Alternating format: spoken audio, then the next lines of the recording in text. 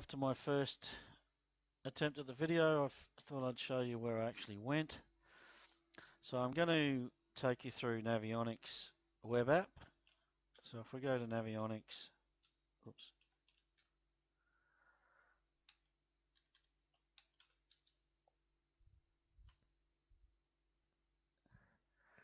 Let's just go to the chart viewer.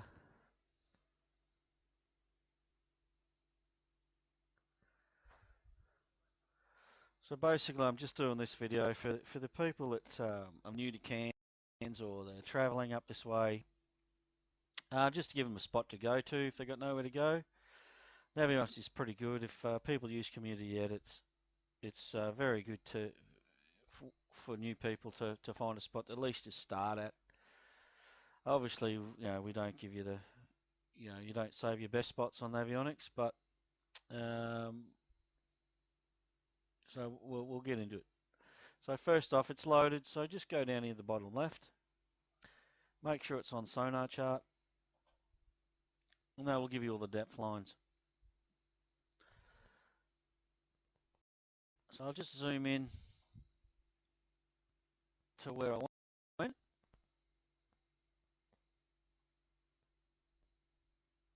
Okay, so I went to this area here.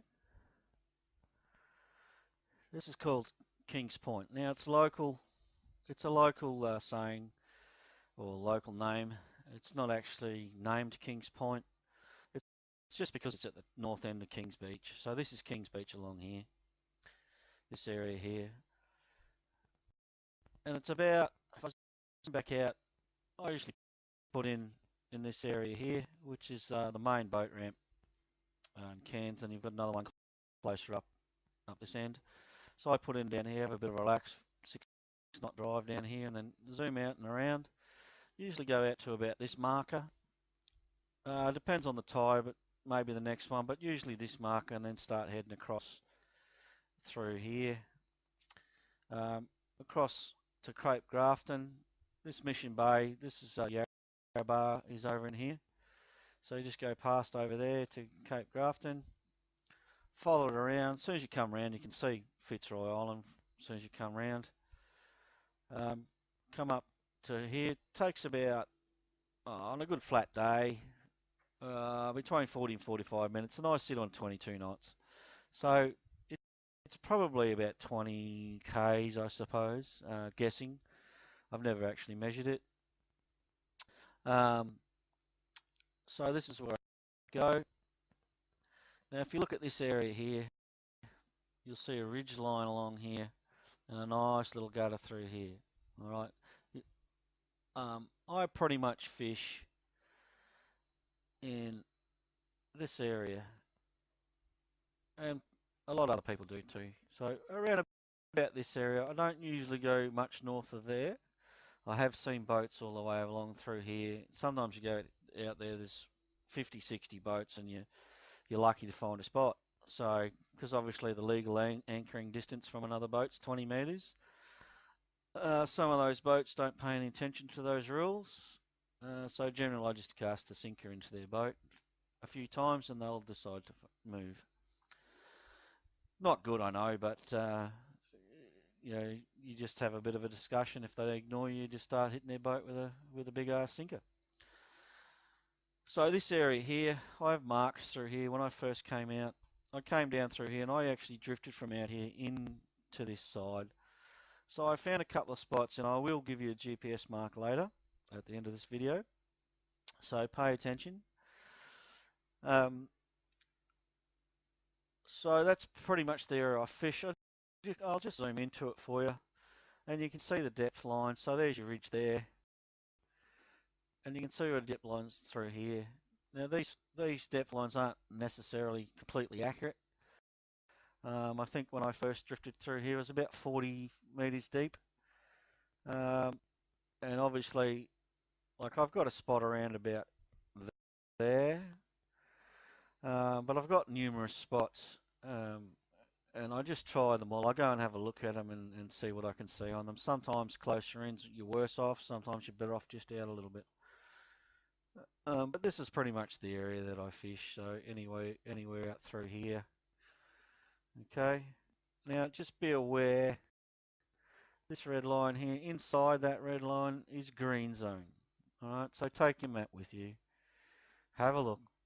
I've seen boats fishing all the way in here, and if they get done well, they're going to get a big vast fine, and they deserve everything they get because it's been in green zones have been in for a long time.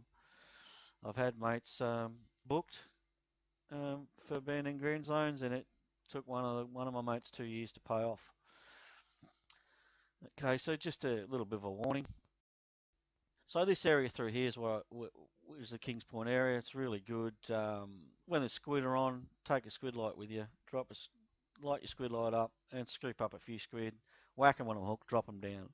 So you're chasing big finger mark, big golden grunter. I've got mulloway there as well for the locals, which black jewfish we call them for the locals, and uh, both nanny guys. So you've got your smallmouth and largemouth, which I think largemouth's crimson sea perch, and they've changed the actual name for the smallmouth, I think, to some red snapper or something like that. But anyway, that's the type of fish you can get through there. You can also get mackerel through there, but I usually get more mackerel over near Fitzroy. So if I zoom out, you can see Fitzroy. It's not very far away. So just from there to there. So you can see how far away. It's not very far. And it is a really good spot if you want to go at night, sleep the night if it's calm enough. If it's not calm enough, just duck up in here to Turtle Bay. Depends on the winds, but if it's a southerly, so winds coming this way, it's a nice little anchorage in there, and there is a little freshwater waterfall in there. So I'd sleep in there the night and head out from there, or head out from here. So if you wanted to go to, say, Sudbury over here, you're talking half an hour away, you know. I'll just zoom out a bit more. So you can see Green Island over here. Tetford. This is a Grafton passage through here. There are green zones through here. So Green Island is in a green zone. But this little area, this little triangle here, that's called Eastern Patches. It's not in the green zone, but it gets fairly hammered. So make sure you do take your maps with you. Okay, so alright, so you can see how far, like if you wanted to go from there, if you're going right out, at least you've got a decent type of head start. Okay, so that's pretty much where I went fishing, and then I trolled down through, this area here, from there, down through here, and just past Fitzroy. And if you want to go, there's a wreck over here as well, easy to find. So just over there. So it's not far. If you're out there already, it's a really good spot if you want to go further out later on, or come down to another reef down here. So it's all within really good striking distance from the shore. Okay, stay tuned for the next video, and make sure you pay attention at the end of this video. I will give you a GPS mark, which is just for the new guys, so they can start somewhere, have a look around, find your own spots. And if you're there when I'm on my spot when I'm there, well, that's just tough luck.